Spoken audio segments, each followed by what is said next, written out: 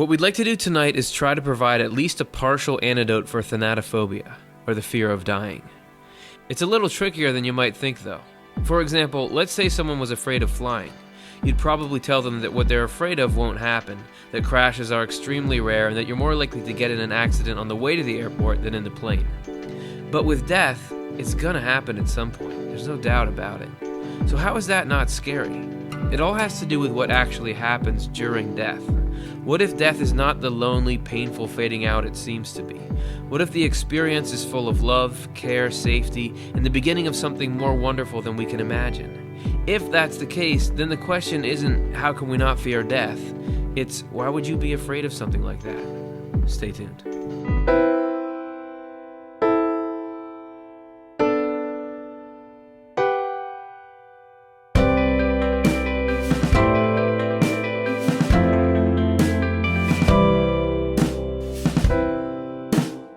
Hey everybody, welcome back. It's another episode of Swedenborgian Life. Thanks for joining us. Today we're going to be looking at the dying process from the other side. What's the actual experience of going through it and what happens after it? So if you want to take that journey, you're in the right spot. My name is Curtis Childs and I'm with the Swedenborg Foundation. All these shows are based on digging into the recorded spiritual experiences of Emanuel Swedenborg. And if you haven't heard of him before, you'll know a good deal about the content before the end of the night, but you can just always click the books, download it for free, check it out yourself. If you want to get your questions in, do it. If you're watching live, questions and comments. We want to hear what you're thinking, what experiences do you have to share, and all. We'll try to answer them the best that we or I can at the end of it. So let's take a look and see if we can't. Death is one of the things people are the most worried about, and one of the things that impacts people the most intensely. If you ask people for defining moments in their lives, a lot of the time it's somebody's going, and that sticks out because it's so intense. And can we not trivialize it but make some kind of headway into lessening sort of the pain and despair and adding a little bit of hope and peace into the whole thing? So that's what we're going to take a look at now, and we're going to begin with part one.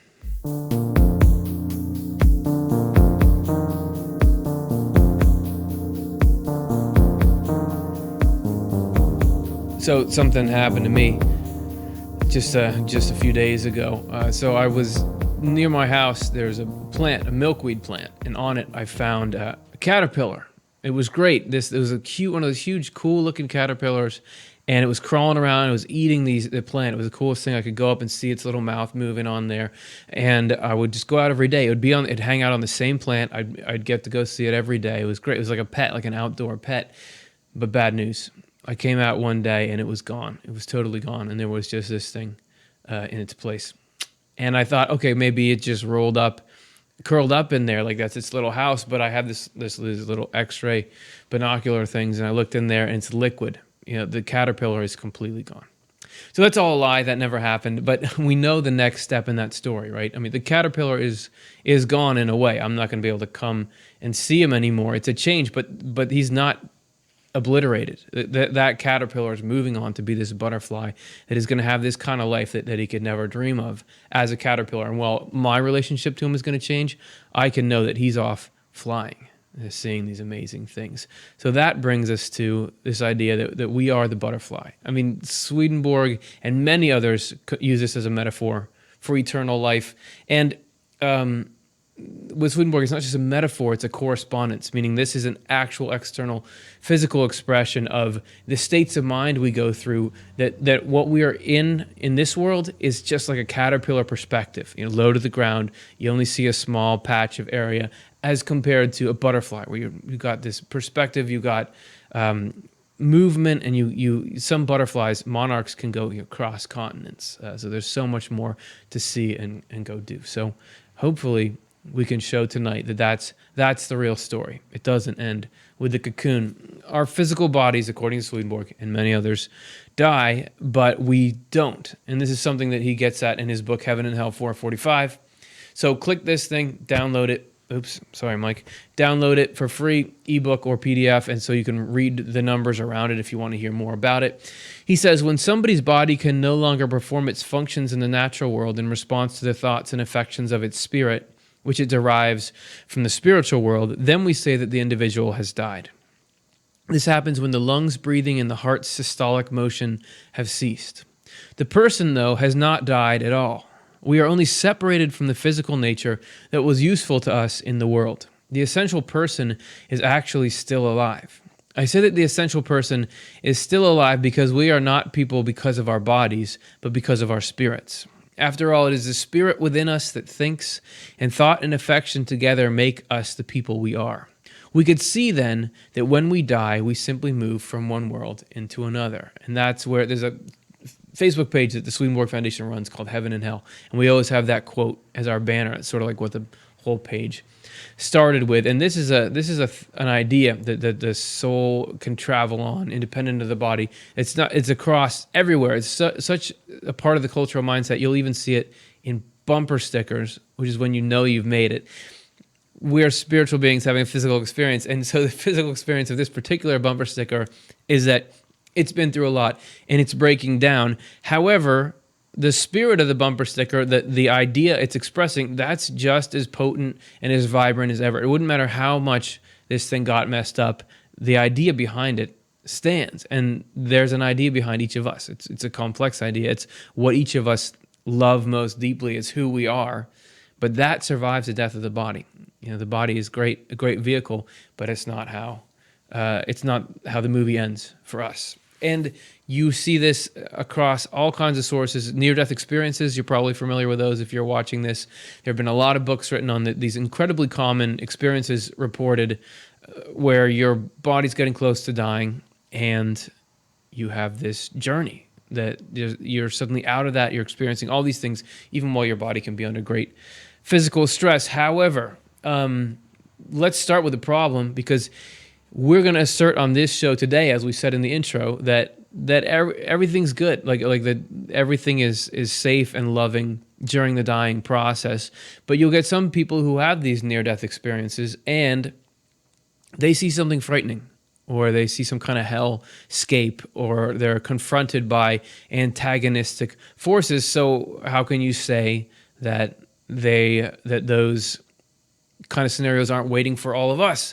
Well, I think we can find a hint about that in a study overall of the phenomena of near-death experience and the impact it has. This is from a book called Blessings in Disguise, which is this research report. This is by Barbara Romner.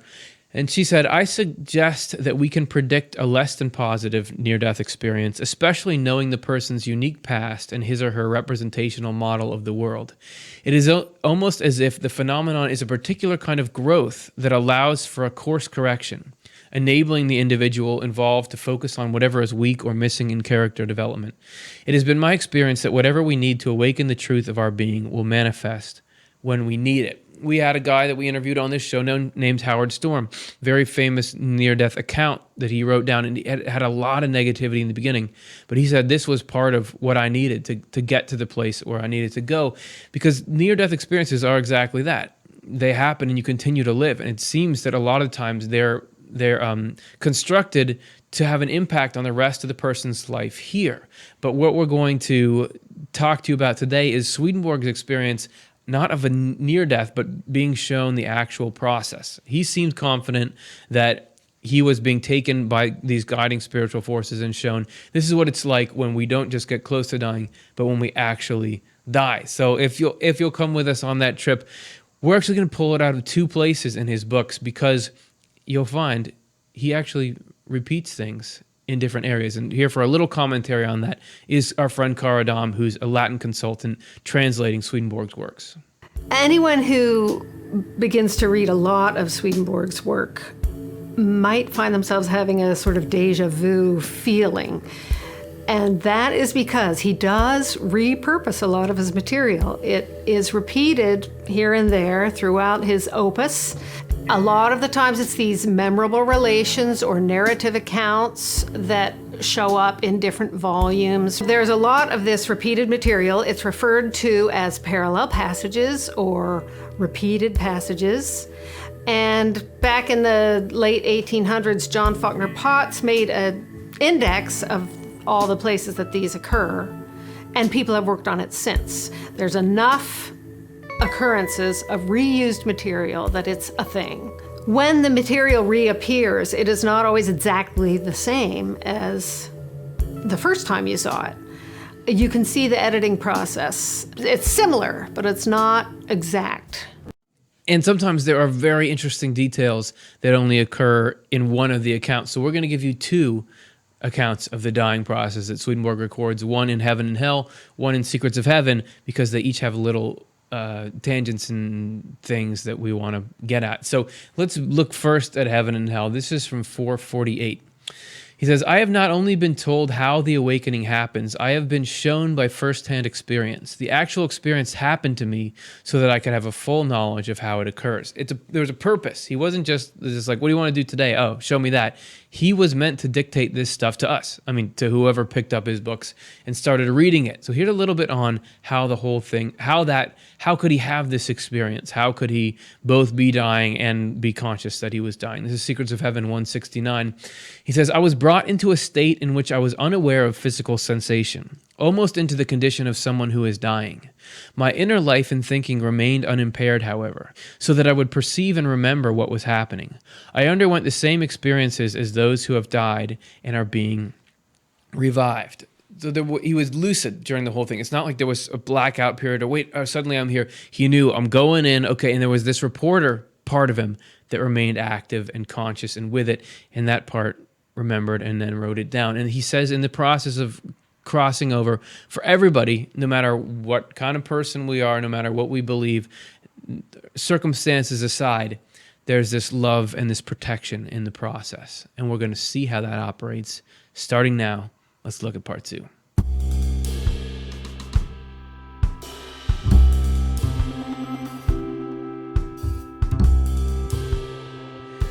When we had Raymond Moody on the show, not that I'm just trying to name drop, but those are our only two names, Raymond Moody, Howard Storm. So I dropped them both, sorry about that. But we had Raymond Moody on the show because he was working on a project that had to do with the words of the dying. And a lot you hear this sort of travel language that the title of this section is based on, and you'll see this come up again later in the section. So stay tuned, man, for that. We're looking at the stage now where the spirit disconnects from the body. So we're going to return to Heaven and Hell 446. The deepest communication of our spirit is with our breathing and our heartbeat. Thought connects with our breathing and affection, an attribute of love, with our heart. You could, love and the heart are always connected, but not as commonly thought with the breathing. Swedenborg says how we breathe affects how we think a lot. Consequently, when these two motions in the body cease, there is an immediate separation. It is these two motions, the respiratory motion of the lungs and the systolic motion of the heart, that are essential ties. Once they are severed, the spirit is left to itself, and the body, being now without the life of its spirit, cools and decays. In case you're more visual than wordal, we have a diagram here for you that lays that out. Affection connects to the motion of the heart, thought connects to the motion of the lungs, and this correspondence, Swedenborg goes on and on about this in his book Divine Love and Wisdom, because the two basic elements of God are love and wisdom. And so these two organs within us are like the first interceptors of these two channels from God. He says in there's a picture, the way the heart and lungs support each other is a picture of the marriage of goodness and truth, or the deepest connection in the universe. That is heaven in form there. So you're all walking around with that inside your chest. Be proud of it. Use it for good. This is Heaven and Hell 447. We're going to continue the story. After this separation, our spirit stays in the body briefly, but not after the complete stoppage of the heart, which varies depending on the cause of death. We don't. He could be talking about the beating of the heart or this like microscopic, electrochemical or whatever motion in there. He doesn't specify because some people can be revived after the heart is stopped. In some cases, the motion of the heart continues for quite a while, and in others, it does not. The moment it does stop, we are being awakened, but this is done by the Lord alone. Being awakened means having our spirit let out of our body and into the spiritual world, which is commonly called resurrection. The reason our spirit is not separated from our body until the motion of the heart has stopped is that the heart answers to affection, an attribute of love, which is our essential life, since all of us derive our vital warmth from love. Consequently, As long as this union lasts, there is a responsiveness, and therefore the life of the spirit is still in the body. So there's a particular reason why the spirit is tied to the body and why it doesn't take off until the body, there's an order to the taking off. The body has to be in a particular state. For this final exit, people can travel in their spirit all the time, and Swedenborg did without any stoppage of the heart. But to really like punch out, you got to have this. So people actually can help this process on this side. We're going to be looking at the angels. This wasn't like a bait and switch that like, hey, we're talking about angels in the title, but we don't mention them in the show.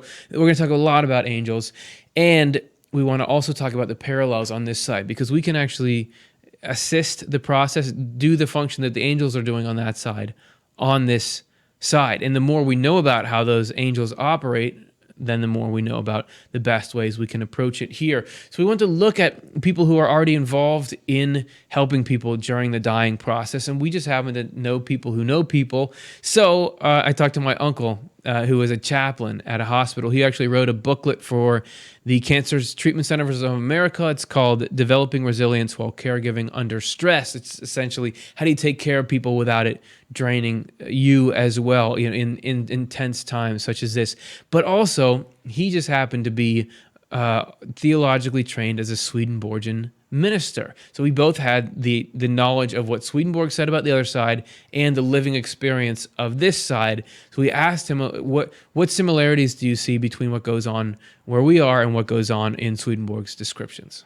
I work as a hospice chaplain full-time, and part-time I work in an ICU at a cancer hospital. So I see a lot of transition between here and heaven. And I get to work with people who are incredibly skilled at helping that to happen at this end in a peaceful and pain-free way. And I know, because I've also worked as a pastor in a Swedenborgian church, I know the teachings about what the jobs of angels are at the other end.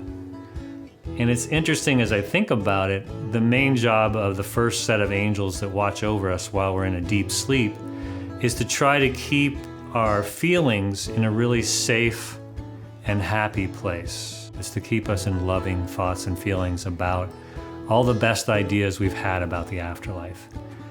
And that's kind of neat, because in the work I do, I get to work with these amazing nurses. They could be bringing babies into the world, but they choose to help to usher people into the next life and make life comfortable for them. So I'm working with astounding nurses, and they communicate a lot of love. Yes, they watch their medicine to make sure they're not in pain. They watch and help out in every way they can, medically speaking. But a lot of what they do is provide love for the patient and attention for the family members. Just like it's about love for the highest angels, it's also about love in every role that's filled in our hospice work. And I think about these higher angels steering us into these loving, peaceful feelings, and what a wonderful parallel that is at both ends. If the two sides of the veil are really getting that close at this moment, you have like parallel functions like he's talking about, that would explain why it's so common for people who are in these last few days of life to start reporting spiritual experiences. And Robin told us a little bit about what it's like to see that happening. It's also a really precious time of life when a person's drifts to that point of no longer being conscious and then they're conscious again. They're often communicating with loved ones who've crossed over to come near to them to help them and welcome them and get them excited about crossing. And you'll hear them waking up from being under, and I mean under, sometimes unconscious, and they'll come out and say, oh, I saw my brother and my mother and my father, and tell you all about the wonderful visits they had. Some of them, you'll be in the room, and because they're able to see sometimes with the eyes of their spirit, even though they're still in their body, we had one case where a patient looked consistently at their mother, their father, the sister who had passed away 10 years ago, and that the mother-in-law, father-in-law, and the brother from that family who had passed away, consistently addressing each one So there's a lot of remarkable stories. So I would just say it's a really precious time. And if you hear your loved one talking about seeing other people, please don't be alarmed. It's just God's way of getting them ready. They'll often talk about really interesting metaphors like, is my luggage packed? My mother-in-law would talk about her luggage a lot, and she worked for the airlines, and she traveled for almost free all over the world with my wife, Suzanne. And she would always, is my luggage ready? Yeah, Mom, your luggage is ready to go. We're all set.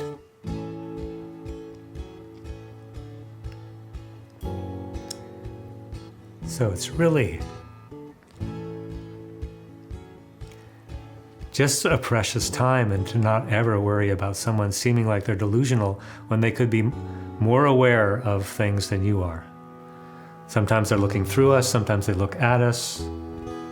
I once said to a hospice patient, "Are you seeing your family?" And he was staring straight ahead at someone. He turned to me and looked at me and locked eyes in this world to look at me and nod, and then looked at back at his family. I said, "Well, that's great. Don't be afraid to go to them." So it's just such a precious time. And thanks to medication and all the love in a hospice environment or a hospital setting where there's dedicated nurses and doctors and people who wash the body and people who bring in food for everybody, it's really a beautiful process.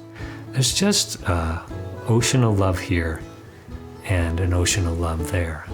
It's really an amazing thing. How do we increase that ocean of love on this side? There have been studies showing that actually singing is an important part of the whole thing. There's an article we got, we looked up that NPR did about these groups that go and sing to calm people who have terminal illness. And we wanted to look into it more, and it just so happens that we know people who know people. So our own friend Chelsea, who writes for our show, she was once involved in a group, sort of an impromptu group that went and sung to someone. And we wanted to just ask her a little bit about what's the process like, and what does that bring to the situation? How are we up in the love by the singing near the end of life? So here's what she had to say. A woman in the community, who I know, an older woman, had a stroke, and she was then in the hospital in a coma. And this woman she's somebody who was really well known in our community. She wrote songs, she loved theater. I had heard that she was now in the hospital, and another woman in the community posted saying the idea of, like, what if we got a group of us together to go to her hospital room and sing to her? They didn't know how much time she had, but she was unresponsive at this point. I signed up, and we were given the hospital room number, and I think asked to bring a liturgy, and it was just meet there at this time. And so I remember driving there and parking in the parking garage and finding my way to the right hall, and then I was just there on my own with my liturgy under my arm, and I hear the ding of the elevator, and the doors open, and a bunch of other people from the community come in holding their liturgies, and it just felt like the sweetest and gentlest flash mob. So, like, to all be just showing up to be present to this woman. It was just such a special sphere to be singing the songs, just an impromptu choir with some of the people I knew, some of the people I didn't know as well. And the family members got to just be there and listen. And she was on the bed, unresponsive. But I've heard that, hearing is one of the last senses to go. So even, there was a sense that you knew something was being communicated. And not only that, but with this knowledge and sense of the reality of the spiritual world and the angels that are meeting us on the other side and wanting to support our transition, it just felt like we were singing these songs, and then getting to sort of pass the torch onto the angels, who I feel like would be just picking up the song and singing. When it seemed like it was time to be done, we all just went our ways, gave hugs, and then I heard that she passed away in the next few days. And some of that community and communication that Chelsea is talking about, the coming together to know things about life after death and how that can matter in these scenarios. This is actually taken to almost an extreme in a near-death experience that was written down by our friend Howard Storm, who I mentioned we'd had on the program. And he was shown during his experience a vision of a future for humanity, a potential future. And we're going to read you a little quote out of his book here. He said, this is from My Descent into Death and the Message of Love, which brought me back. It's a great book, one of the first ones that I read for near-death stuff. When people were satisfied, so this is in the future, when people were satisfied, they had all the life experience they needed, the community gathered together around them. They had a celebration while such a person lay down and his or her spirit moved to heaven. This was the cause of great rejoicing. People were born, grew, learned, and died. They lived to love God, love one another, and to love themselves. This is the potential. And in his account of the future, there's open communication with the afterlife. So somebody dies, you really can check back in with them. And this is incidentally how Swedenborg says it used to be. Back in the dawn of humanity, there was this. We have since closed off, but we can be headed back to that. So that's the potential for knowledge about the afterlife to completely change what it is to die and to know someone who dies. So hopefully we're on our way there. When we get there, each individually, to this process, Swedenborg says we feel this pulling out of the spirit from the body. He actually describes it in Secrets of Heaven 179. He says, as soon as the internal organs of the body grow cold, our living substances, wherever they are located, are separated out. This would happen even if they were lost in the 1,000 interlinking passages of a labyrinth.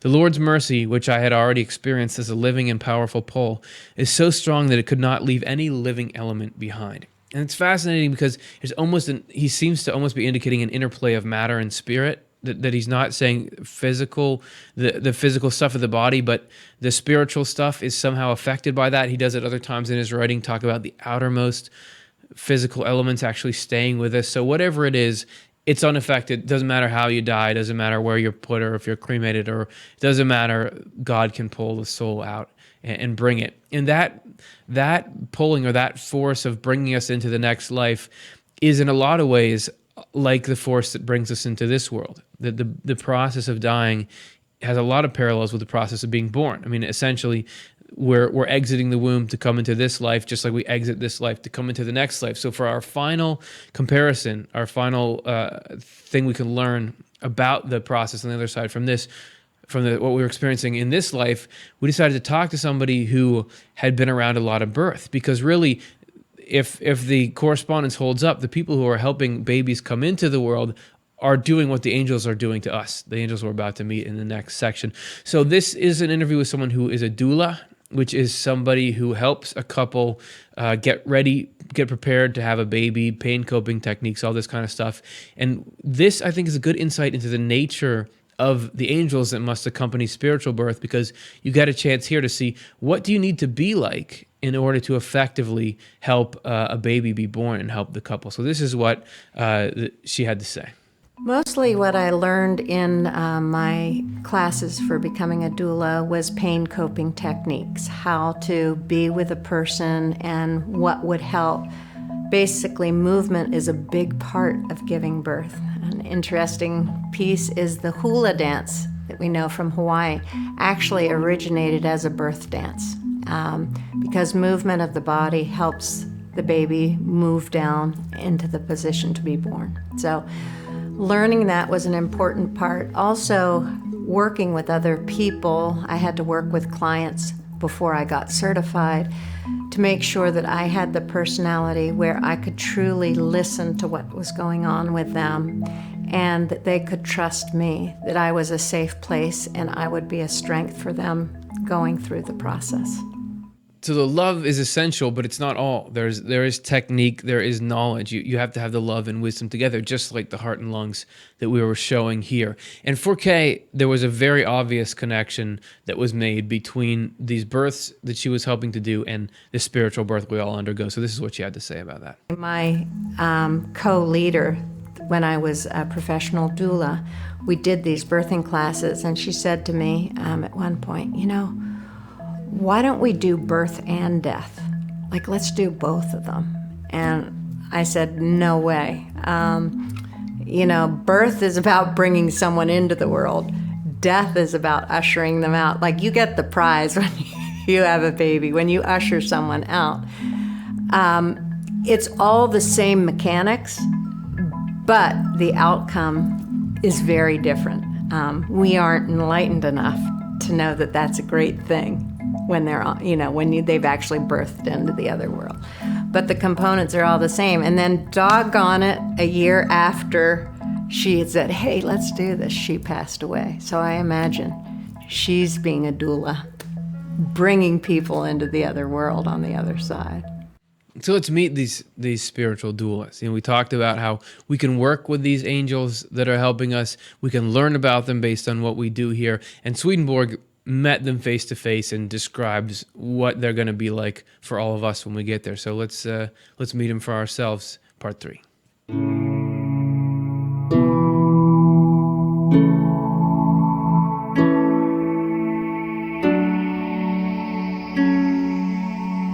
And that's not just an adjective, that word heavenly there. That's a technical categorization. Swedenborg describes levels of angels or different types of angels, which we've done shows about.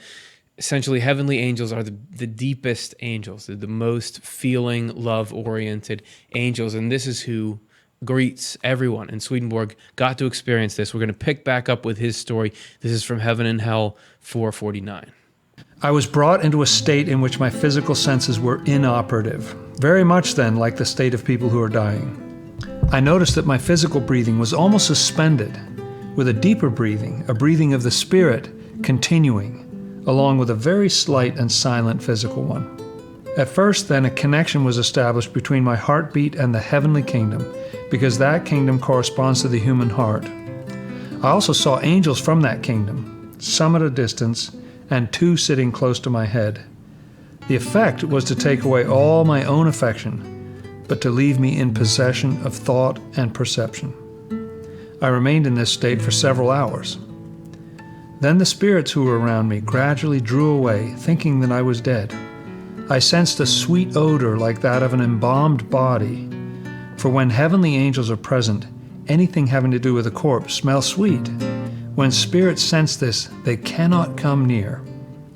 This is also how evil spirits are kept away from our spirit when we're being admitted into eternal life. The angels who were sitting beside my head were silent, simply sharing their thoughts with mine. When these are accepted by the deceased, the angels know that the person's spirit is ready to be led out of the body. They accomplish this sharing of thoughts by looking into my face. This is actually how thoughts are shared in heaven.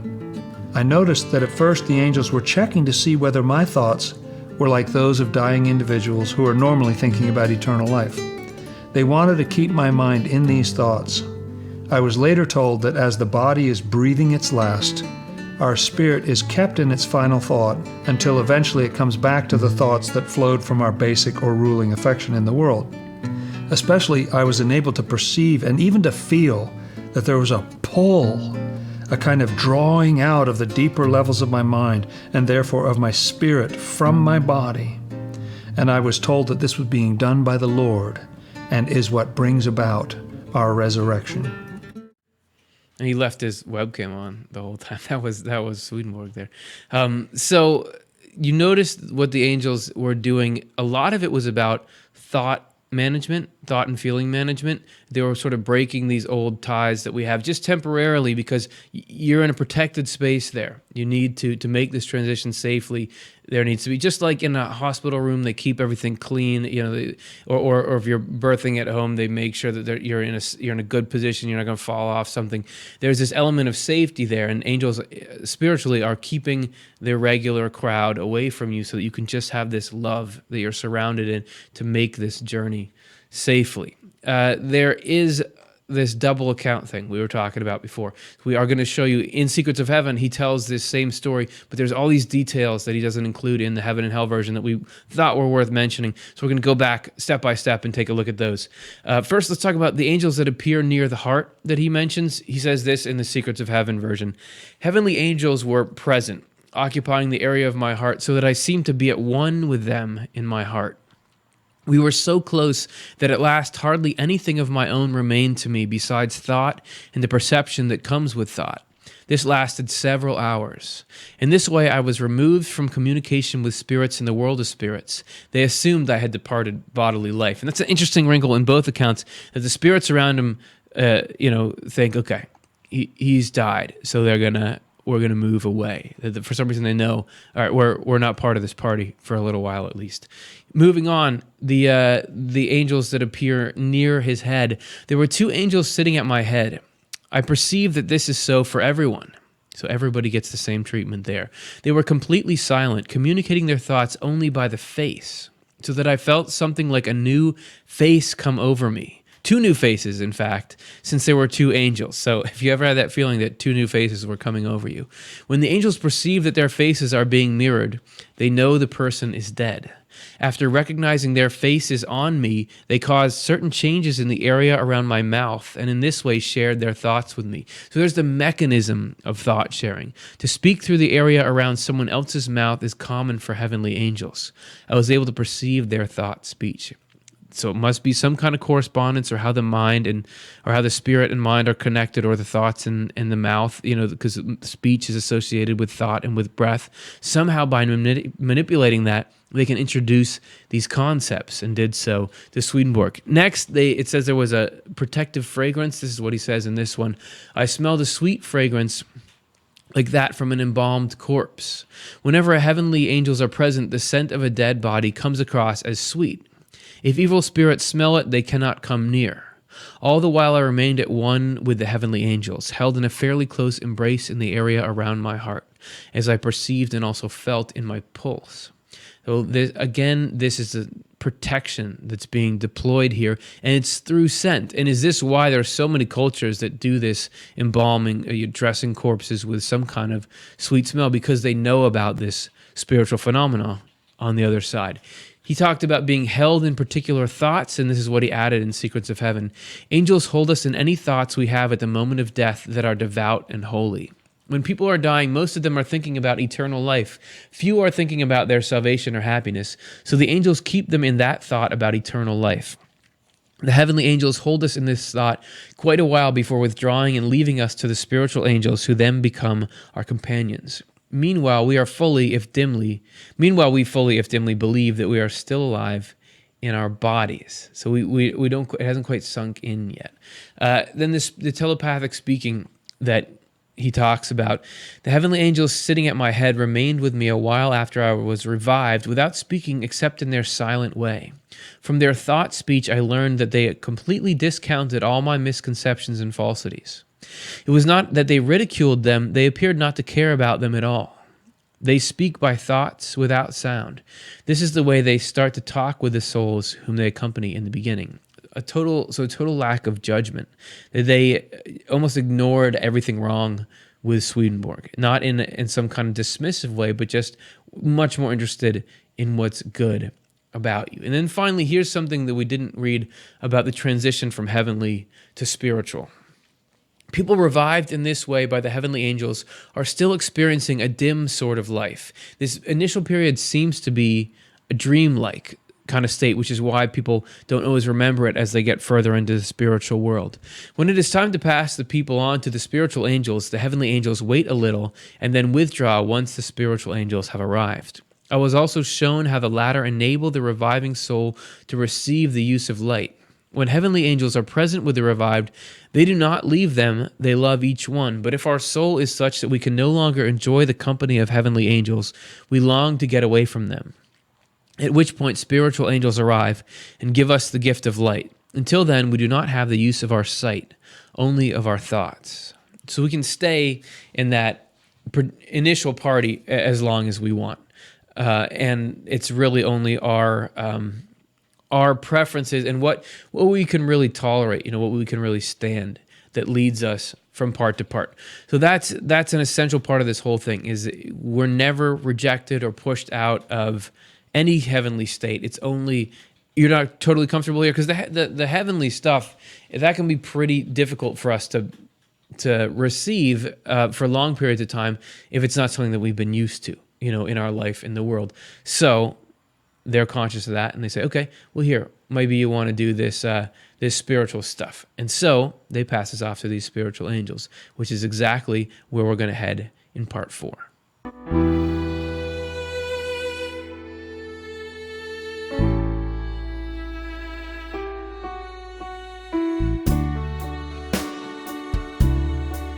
So in this second phase, the spiritual angel phase, the spiritual would be the lung side of things. It would be the intellect side of things. You're going to see how the experience differs with the spiritual angels. And the first difference is that thoughts really start to come into play. At first, there was this dreamlike sort of emotional state, but now we really begin to wake up in that sense. And Swedenborg describes this in Heaven and Hell 450. When heavenly angels are with people who have been awakened, they do not leave them, because they love everyone. But some spirits are simply unable to be in the company of heavenly angels very long and want them to leave. When this happens, angels from the Lord's spiritual kingdom arrive, through whom we are granted the use of light, since before this we could not see anything but could only think. I was also shown how this is done. It seemed as though the angels rolled back a covering from my left eye toward the center of my nose, so that my eye was opened and able to see. To the spirit, it seems as though this were actually happening, but it is only apparently so. As this covering seemed to be rolled back, I could see a kind of clear but dim light, like the light we see through our eyelids when we are first waking up. It seemed to me as though this clear, dim light had a heavenly color to it, but I was later told that this varies. After that, it felt as though something were being rolled gently off my face, and once this was done, I had access to spiritual thought. This rolling something off the face is an appearance, for it represents the fact that we are moving from natural thinking to spiritual thinking. Angels take the greatest care to shield the awakening person from any concept that does not taste of love. Then they tell the individual that he or she is a spirit. In case you were wondering, the part where the covering is peeled off of his left eye, that is where this channel got its name from. That was the inspiration for the thing. And as you'll see here, it's not the only potential name that came from this section of Swedenborg, but that's what it's about. It's about this awakening process here, where you get this use of spiritual sight, and this lets you come into spiritual life through the learning side. Since we're trying to disseminate knowledge here, we thought that would be a fitting branding. But enough about us. In the Secrets of Heaven description of that, he talks about this color scheme that appeared to him. He said it was a shadowy something, the color of the sky with a tiny star in it. But then he wrote, but I heard this varies from person to person. So he seems to be conscious of certain elements are universal and certain are individual. He talks about everybody has two angels, but everything else can vary in between. And he seemed to sort of know the difference because he remarks on which things seem to fall into which category. So let's continue. This is Secrets of Heaven 186. This is when we start to live, so this spiritual phase. And at first things are happy and cheerful, since we feel we have entered on eternal life. This stage is represented by a brilliant light with a beautiful golden tinge, symbolizing the fact that our first stage of life is heavenly, with a touch of the spiritual. Then we are welcomed into a community of good spirits. The thought is planted in our minds that we will be taught about truth and goodness. Then some gently rising paths become visible. Okay, that was another one. When I was setting out to make the name for this channel back 40,000 years ago when we started, 2011 I think it was, I was like, what would be a good phrase for a Swedenborgian channel? I was just looking through it's through this account, I think through Secrets of Heaven, and I came across Off the Left Eye, Gently Rising Paths, a few others, and I was like, what's it good? Ended up being, for better or worse, it was Off the Left Eye. Enough about that. Symbolizing the fact that we will be led gradually toward heaven by our knowledge of truth and goodness and an acknowledgement of our own nature. Unless we acknowledge who we are and learn what is true and good, we can never be led there. So everything in the spiritual world that you see externally is a correspondence. It's a manifestation or representation of internal or spiritual processes. So let's look at these paths that rise up in the spiritual world. And what they symbolize. So you have them, they appear, they're just as solid and real as regular paths, but they symbolize or they're an effigy of learning about ourselves and learning about truth and goodness, because that's the only thing that can make you go higher. Like it's a state of mind is locomotion in the spiritual world. So only by learning these things can we move up a path. So that's, you see these paths, and they are an indicator of the real movement that's going on, which is this learning that's teaching us. So these spiritual angels are very teaching focused, and we hear about them a little more in Secrets of Heaven 3:14. After our revived selves, our souls, have been restored to the light, so that we can look around us, the spiritual angels mentioned here perform every service for us that we can possibly desire in our new state. They teach us about the things that exist in the other life, but only so far as we can comprehend. And to anyone who has been a believer and has an interest, they also show the grand and amazing sights of heaven, and has an interest. Like, I don't want to see the grand and amazing sights of heaven. But if the revived person or soul is not the kind who wants to learn, he or she then wants to leave the angel's company. The angels are quick to perceive this, because in the next life, all the ideas involved in our thinking are shared generally. When we are eager to part with the angels, they do not leave us, but we disconnect from them. Angels love everyone, want nothing more than to be helpful to us, teach us, and take us up to heaven. That is their highest pleasure. And we're not really talking about heaven and hell and the divide there and everything. We've done that in other shows. But Swedenborg, that same principle is the whole hell thing, meaning we want to get away from what's good. We don't want to be near what's good. But Swedenborg even says that a person who has gone as far away as they can, way out into what he calls hell, still any angel, he says, would gladly trade places with you if it meant you would go into heaven. This, we love you, we don't want you to go anywhere, that continues forever. Angels never give up on somebody. So let's look at this teaching again that they do here. He describes all kinds of centers of learning and things that are conducive to the expanding of the mind. These angels serve us, they teach us, and they show us amazing sights. It's not all just like eat your vegetables. There's fun stuff. Let's go on a day trip and see this awesome stuff. I think about when I'm somewhere really cool, like I'm on some island and I know that there's coral reefs around. Or when I was in Yellowstone National Park, like I knew there was bison out there to see. How excited I was to get up and see that stuff. I bet that's what it is. Like, oh, where are we going today? This is going to be cool. So not so shabby. If we choose to leave that, though, if we're just, now this is not, still I can't quite breathe, that's fine. The next step then goes like this, Secrets of Heaven 3:16. When we as souls break off with the spiritual angels in this way, we are next welcomed by good spirits, and in their company every possible service is again performed for us. However, if our life in the world was such that we cannot stay among the good, once more we want to get away from them. The process repeats continually until we come into contact with the type of people whose life in the world was in total agreement with ours. Among them we seem to find our own life. Then, surprising to say, we live the same kind of life with them as we had lived in the body. As we sink back into that life, we experience a new beginning. Some of us move on from there toward hell after a fairly long time, and some after a fairly short time. Those of us who had believed in the Lord, however, from the time of that new beginning are gradually led to heaven. Some reach heaven more slowly and some more quickly. And it's a confusing way that he puts it there, because he says those who believe in the Lord. So it sounds like it's an intellectual thing. You just have to have had the right religion on earth. But if you read Swedenborg at length, it's the exact opposite of that. This belief in the Lord is a belief in, or a life by what God is, which is mutual love, which is humility, service. So really, he has these other quotes. When you get to heaven, nobody asks what your faith was. They just want to know what your life is like. So he'll do that to you sometimes. He'll say something that sounds like something else. And that's why we have this show, to clear stuff like that. This whole phase that we're talking about here, though, with all these angels, it only lasts a few days. This is not the long-term heaven experience. What happens next, we've documented in this show. That's 2 shows worth at least, and they're right here. We talk about the world of spirits, the encounter, the first place we go, how you end up in heaven or hell. This is the grand journey, or the grand digestion, as some people call it. But you can go watch those now. We want to stay focused on this subject. And we want to just do one more section about the fear and where that can go from here. However, we asked last time if you guys would send in little clips, because we're sitting here doing this show, giving you all this Swedenborg. And Swedenborg this, is it doing any good?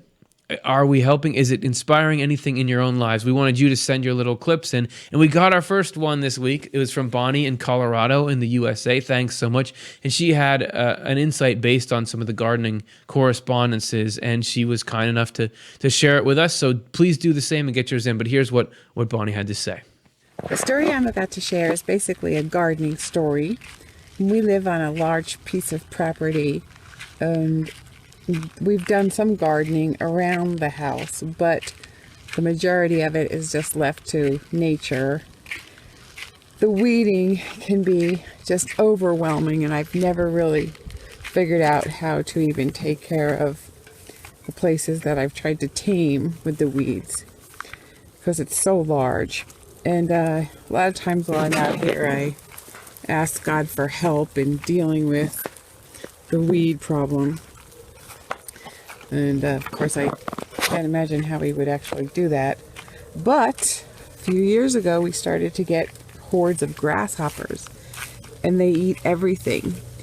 And once they've eaten everything that they kind of like, they start to eat the weeds.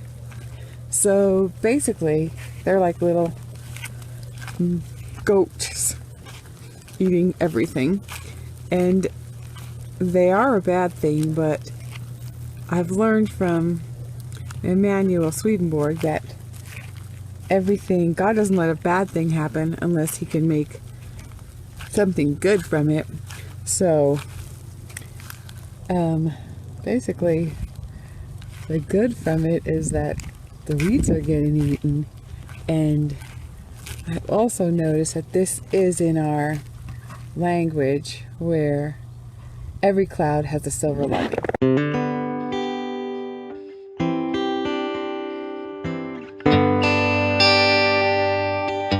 So I love that little clip. I love the idea of hearing from you guys.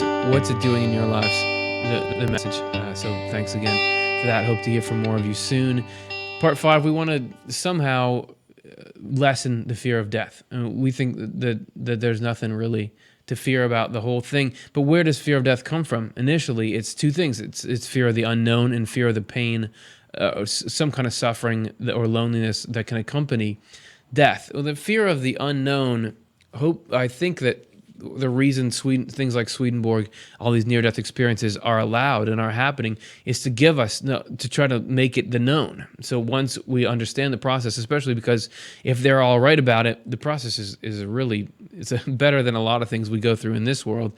That takes away that side, but still people can worry about the suffering side. How will I die? Will it hurt? And we want to spend a little time looking at what people are saying about that. The separation from people is painful, no doubt about it. We're never going to, not anytime soon, not grieve when somebody passes. And maybe even in a perfect scenario, you'd still have this bittersweet experience. But it may be that the thick veil is starting to dissipate. The veil is thinning between the two worlds because all these people are having these spiritual experiences, and maybe we can help that along by trying to create the same kind of heaven conditions here that exist on the other side. If you want to be a part of that, check out our show, How to Create Heaven on Earth. And that's a little on Swedenborg's message about what we can do here to try to get into that. All right, so we're going to look at some quotes here about this. Let's take a look at our first one. This is about injury. That injury and disease can be painful, but perhaps death is not. So among the case histories collected by Dr. Robert Kruckel, so this is a book called Life After Death, which is kind of a study on these experiences, is the account by an American doctor, R.B. Hoot of Indiana, who seems to have been endowed with a rare degree of psychic vision. At the deathbed of his aunt, he claims to have seen this astral body hanging suspended horizontally a few feet above the physical counterpart. It was serene and in repose. But the physical body was active in reflex movements and subconscious writhings of pain. I saw the features plainly. They were very similar to the physical face, except that a glow of peace and vigor was expressed instead of age and pain. I got a comment on one of our videos from somebody who was feeling bad because it was their responsibility to try to take care of their mom when she was dying, and it seemed like she was in pain as she was passing. And I really hope that you're out there and you see this one, because even if the body is having reflexes, it doesn't mean the spirit is, and that there's multiple sources that seem to be indicating that. So that's from a disease side of things. But even in what could be a more extreme case, if someone's a victim of a violent crime, it may be they're not going through what we think they are. This is from a book called The Dove at the Window, which is a collection of accounts from people. This is someone who had her friend murdered. I had a friend who was murdered while at her counseling job in a prison.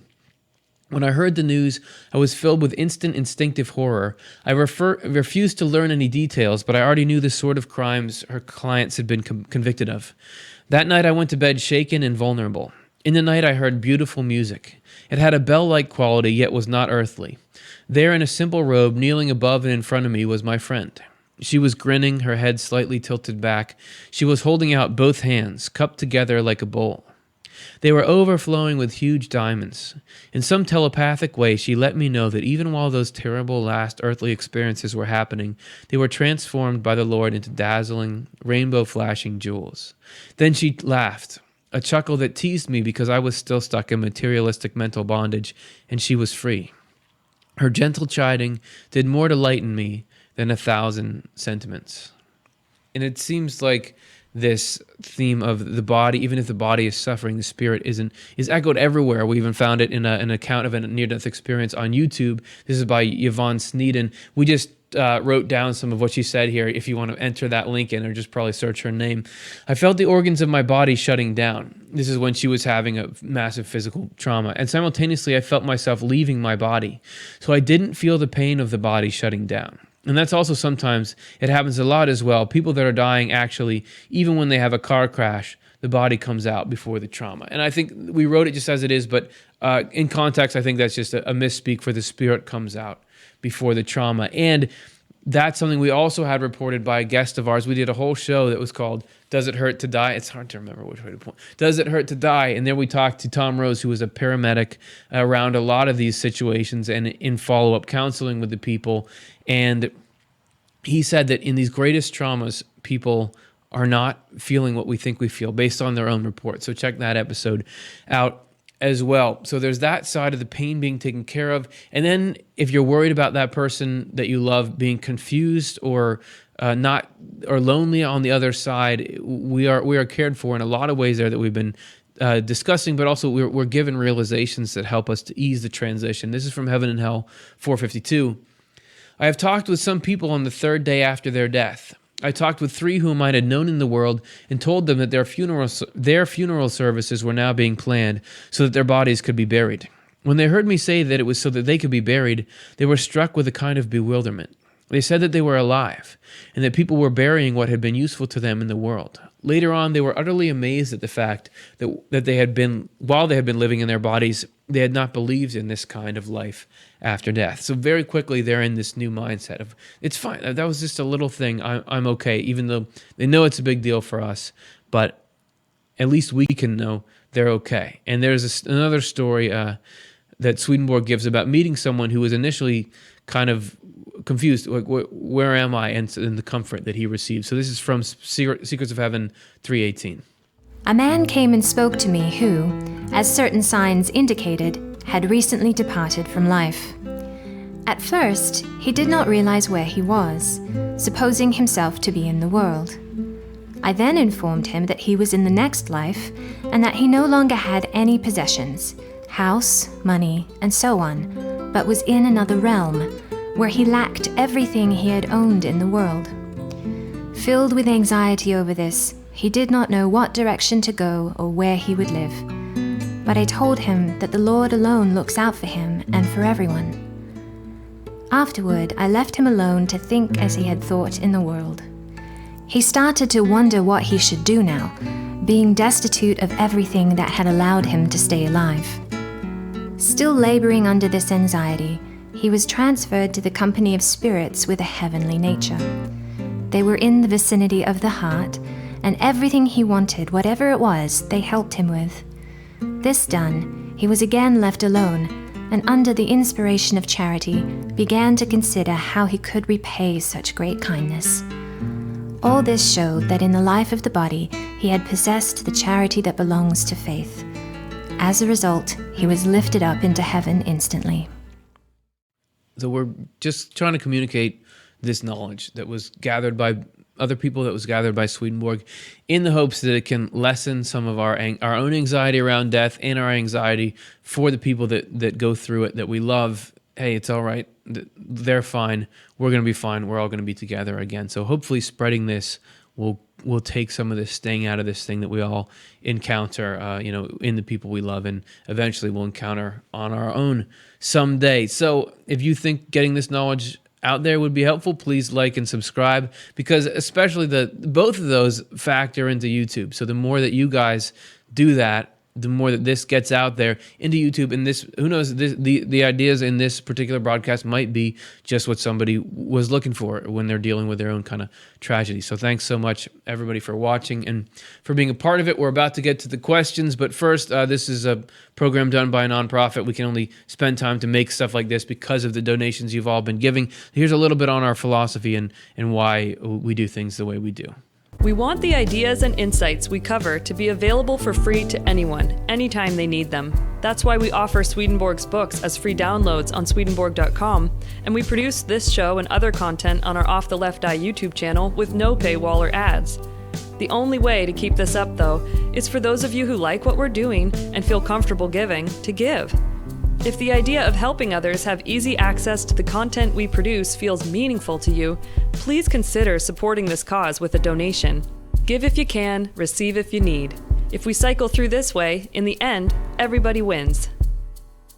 All right, what did you think? Let's get to your comments and your questions on this subject. I said we'd do it. We're really going to do it. Let's look at the first one. This is Mary. Why does the Christian Bible not reassure us about this crossing over into heaven or the other side? I think that we talked about this last week. We did 2 weeks ago. We did an episode called End Times and Jesus Christ. Is that the one where Swedenborg essentially says that everything was made cryptic as a protection? Because if you look at the Bible throughout history, how many atrocities have been committed based on the Bible? How many people have taken the Bible and tried to use it and to say, this is actually saying something really bad? And not everybody, there's been plenty of good, but there's been all this bad. And Swedenborg says, if the bare truth had been laid out in the Old and New Testaments, because of how it would have been corrupted and manipulated and destroyed. But because it was in this cryptic language, it was a protection. Really take a look at also our show, What the Bible Is, for a little bit more on why it had to be like it did, those two programs. But it's frustrating. It would be nice, but I think that this near-death experience stuff is coming to us now, and this Swedenborg and others like it, to give us that comfort, because maybe now we're ready to know plainly. Even Jesus says, the time is coming when I'll tell you plainly about the Father. I'll really just give it to you straight. Maybe we're getting to the point where God can tell us what's up. Like, you can't always explain things to a kid, but is the human race maturing? So those are my thoughts on it. It was a great question. Next one. Sole purpose. Last November, my 29-year-old son died suddenly. While waiting outside for paramedics to save his life, I begged my son to choose to stay here with me. Did he have a choice, as NDE Stories states? So that must have been incredibly hard. I mean, to lose somebody and to have it happen right in front of you and suddenly. So I'm really glad you were willing to share that, and I'm sorry for everything that you went through.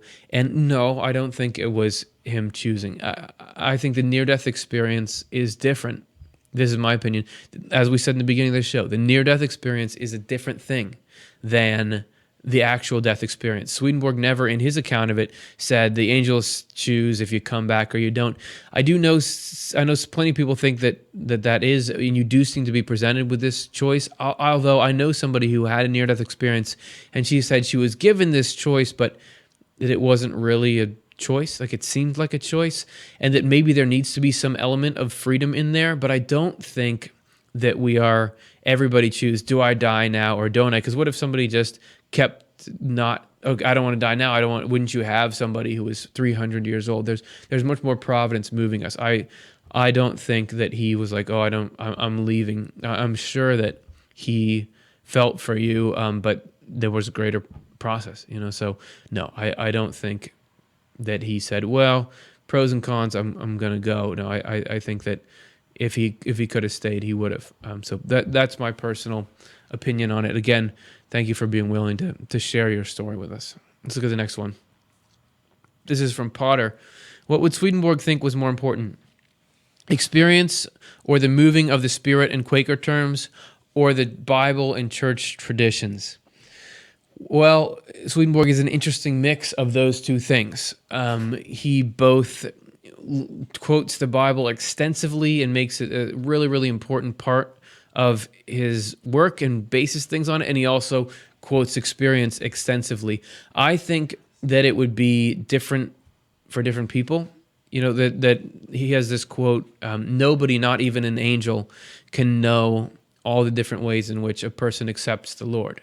I think there are some people who could only really get this connection through some kind of experience. There are other people who need to learn it through concepts. He does, however, to take a different. I always guess at what people are really asking. You never can know exactly what somebody wants to know. But another way I could look at that question is, which is more important for our own spiritual development? Even though Swedenborg was having all these spiritual experiences, he didn't say it was necessary to have like a spiritual experience in order to progress, to regenerate.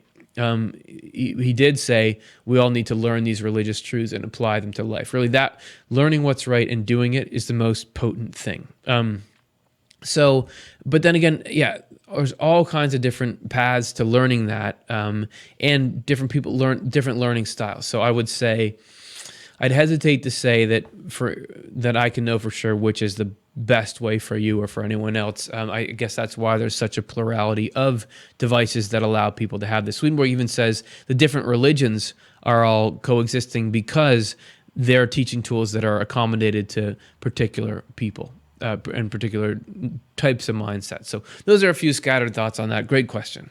Let's look at another one. Jeannie. Swedenborg had many out-of-body experiences or spiritual experiences, but what about allowing spirits to speak through you? Is it dangerous to speak or be a medium?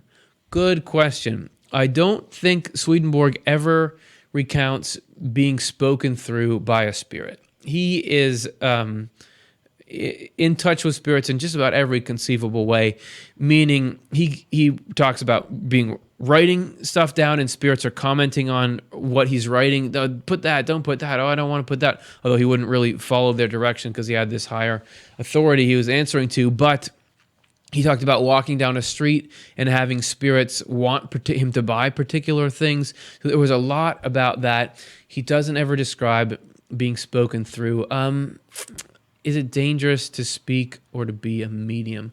I can't say that I know that for sure. He did seem to indicate that it's dangerous to just start to go into the spiritual world without knowing what you're doing there, because just like you wouldn't go into a city here.